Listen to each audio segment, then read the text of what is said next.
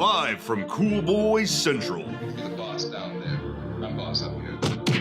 From bat tips to bat nips, we are just three cool boys revisiting Batman, the animated series, and wearing hats. This is Batman and Beyond, a Cool Boys podcast. I see Batman and Beyond.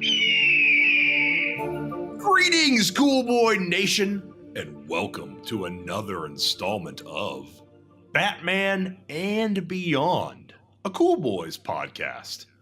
I'm Felk. I'm Ballard. I'm Steven. Tonight's episode is The Underdwellers. Originally airing October 21st, 1992, almost a Halloween episode. And directed by Frank Power. Story by Tom Ruger. And teleplay by Jules Dennis and Richard Mueller. This episode features the introduction, and I think only appearance, of the Sewer King. Wikipedia says Batman traces a series of bizarre robberies on the streets of Gotham back to a band of homeless children who have been raised to do the bidding of their master, the Sewer King. I remember this episode as a kid, and for whatever reason, I was like, enjoyed it because of the fact that it was like little kids committing crimes. And I always like pictured myself wanting to like Commit crimes?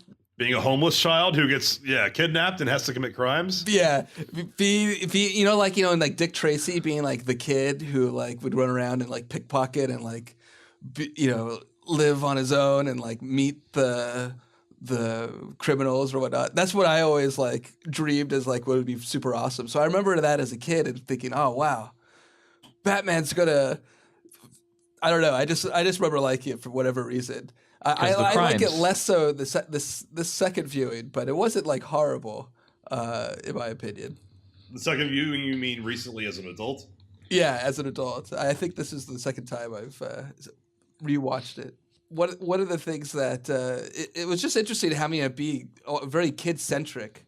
And I remember actually reading later on that there was like some mandates by Fox that they wanted the show to have like more kid characters because Batman kind of inherently has. So here's a homeless child who's being tortured by the person who kidnapped him and is so traumatized he can't talk because he's too scared to, because he gets beaten every time he talks or locked in a light box of some kind. Yeah, it's very Oliver Twist, Temple of Doom for sure. Batman rescues an idiot kid who can't talk. Is what I wrote. And I mean, I guess it's jumping ahead a little bit, but he just straight up like, because right now, early on in the show episode, he thinks they're leprechauns. Well, yeah, which I do not understand. Which is ridiculous. It's like the silliest thing that Batman would actually take that seriously. Like, he hears one person say, I saw a leprechaun. Yeah, well, the last episode he just fought a giant monster plant, though. So, I mean, maybe there are fucking leprechauns in this world. I don't know. A giant monster plant. I mean, those kind of do exist. I mean, they do have Venus flytraps and large ones at that. But I mean, not ones that swallow humans and can fight you. Hey, a little bit of steroid use, and pumping some fucking jaguar DNA, and you got yourself a fucking Audrey too. All right, so then midgets. There's real midgets. Maybe he thinks they're midgets.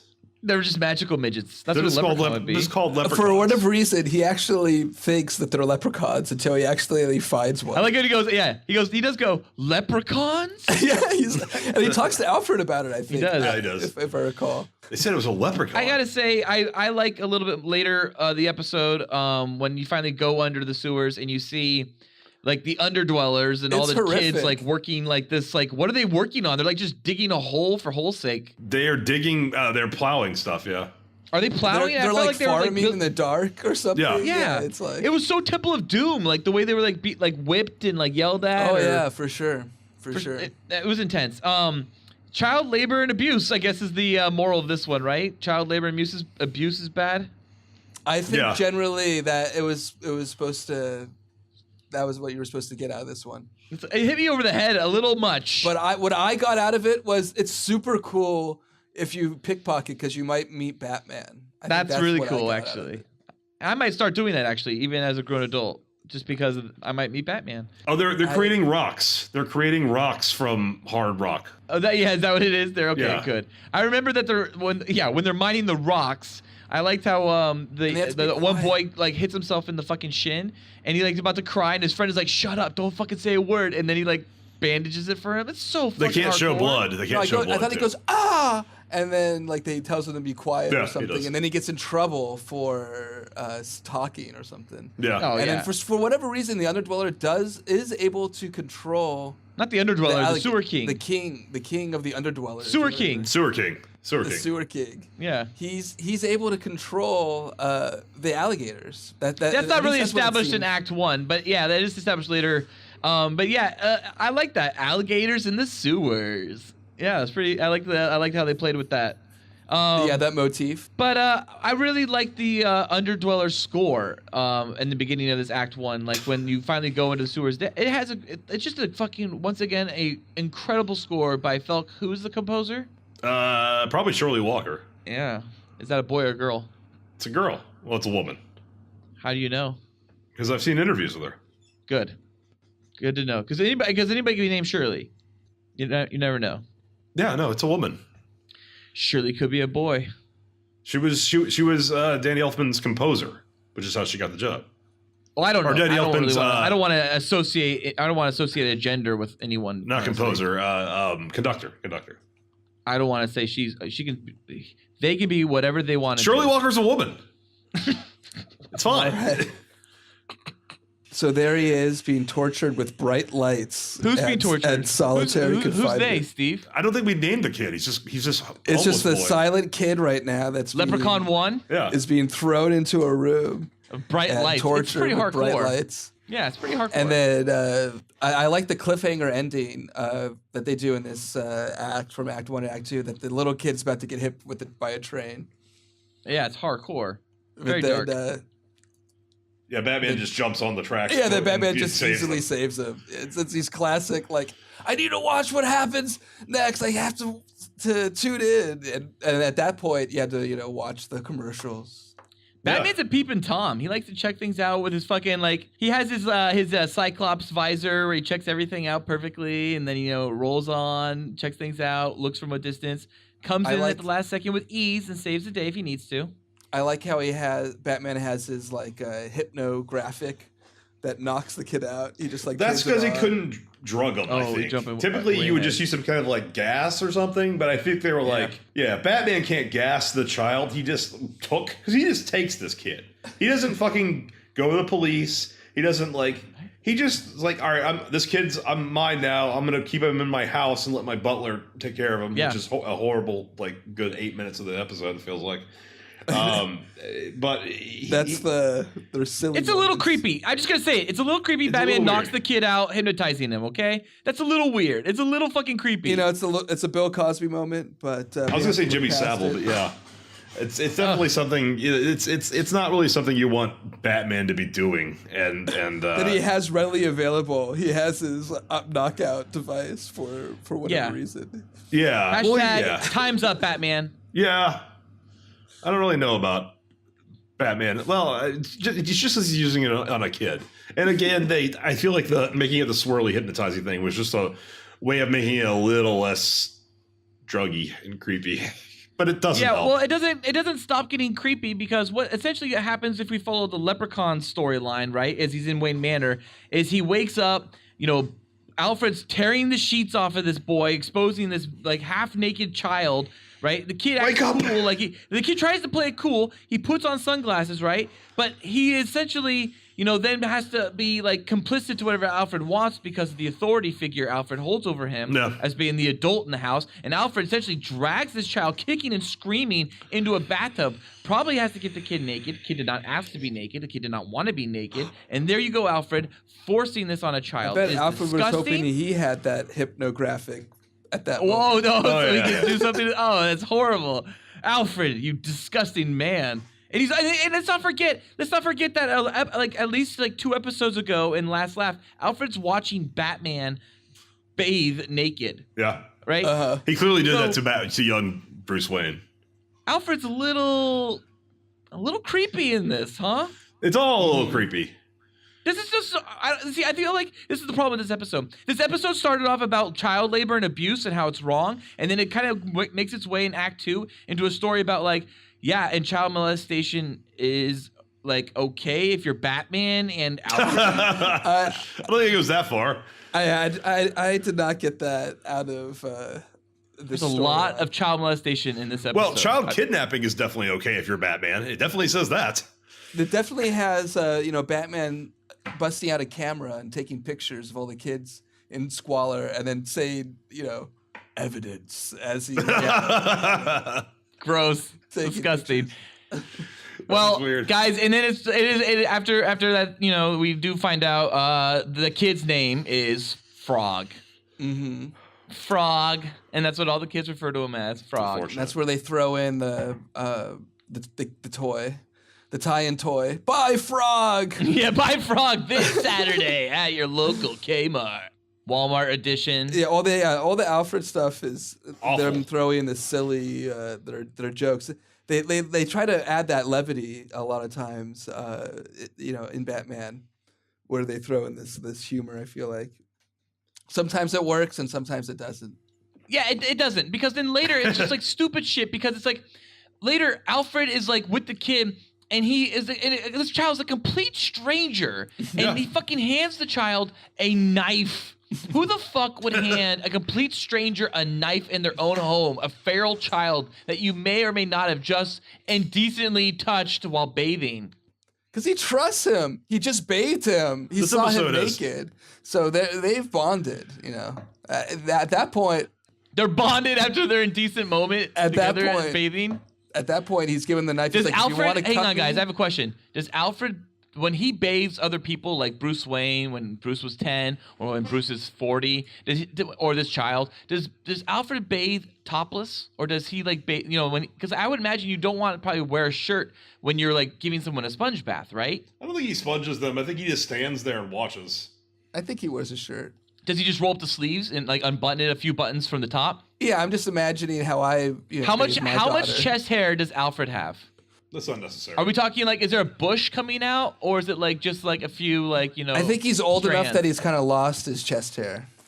Oh, this is getting just sad. This is not good. Yeah, did I take it too far, or was it? No, you didn't take it too far. No, but anyways, there's a reason why the Sewer King never appears again. This is a horrible episode. That's why. It would have been really nice if they had him get eaten by the alligators, but they decided not to do that. I was surprised. That would have been when I saw awesome. that. I feel like the episode should have been edited there and just like edited it. Yeah, I was like, what? No. Well, they do throw in Batman. Batman has a cool line saying, I don't. That's for the courts to decide. I don't pass judgment. But this time, I'm sorely tempted to, or something like that. Yeah, he does. It's like. Yeah, they just acknowledge Batman really wants to kill this guy because... Oh, for sure. And watching that now, there's no way to really interpret that other than like, oh yeah, because this guy was kidnapping and brainwashing kids. I mean, there's implications. There's a lot of implications in this episode later with the Sewer King and the children, for sure. The whole third act, there's a whole set of implications that's set up. I mean, he starts bitching literally about the kids. And he's like, I would discipline the boys, and he loved Frog. Frog was his favorite. So it's like, this poor Frog boy, right? Yeah. He's the Sewer King's favorite. He loves disciplining all his children. And he loves all his children. Like, it gets kind of creepy. And then you got to think about, well, Alfred also liked this Frog boy and went a little too far with Frog boy. I don't think that maybe this Frog boy is the problem, and maybe he's seducing older men. Okay, well you just ruined a perfectly good part of the conversation. One of the questions I had coming out of this was like, do you think these children, after being rescued, are going to have any better of a life? They're going to go into, some sort of orphanage. Yeah, they're going to go to an orphanage until they're 16, and then they're going to age out, and then they're going to have to work in the sewer for Bane. They're going to go to a Wayne Enterprises like sponsored Batman orphanage. forgot about them. Batman moved on and said, "F these kids." I took pictures of them. These kids will show up in another episode like later, like the Underdwellers Forgotten. I like when Batman comes across the kids that he just can't stand. He starts snapping photos, and he just fucking wants to like just tear some ass ass. Like he just goes full throttle. Like, where can I find the sewer king? They're like, over here, ring this bell. And he's like, this bell will make him come. And it's kind of like, yeah, scary bell where you're like, oh, don't ring the bell. You don't want to see the sewer king come. Batman's like fucking rings the fucking bell so hard. He just starts shaking pissed. Shit. Oh, he breaks it. I thought he breaks the wood that the bell's on or something. Oh, he tears it down. He starts tearing down the entire establishment. At this point. He's like, sure. fuck this guy. This is the first time you see this Batman really angry at a villain. Like, and then it's Batman versus the alligators. He takes his rage out on these alligators, just snapping their heads. Yeah, wait. What does he exactly do to the alligator? Okay, he starts wrestling the alligator. He opens its jaw too much. I thought he cracks its head or something. But in the next shot, both alligators are fine. I think maybe there's more alligators came. No, I think it's the same alligator. I think it's supposed to be the same alligator. You're saying he King Kongs the alligator. Like he grabs its head and snaps its fucking jaws apart. Yes. Breaking its neck. I was blown away, and I was just like, yeah, Batman! Hey, I just want to mention that we are just hitting right now Steven's sponsored cliffhanger segment change when we go to Act 3 where Batman's about to be attacked by the alligators. Yep. So yeah, Batman fights these alligators and he like kills one, maybe not. It's moving in the next scene. But I like how he ties one up and he does really break one's like jaw. I mean, if it's alive, it's walking around with a broken jaw. It's all broken. Batman doesn't care about plants or animals, apparently. Yeah. Oh yeah, there's several alligators. Yeah. It's not just two. I thought it was just two. No, there's a bunch, and then there's a bunch in the water later on when it looks like they eat the sewer king.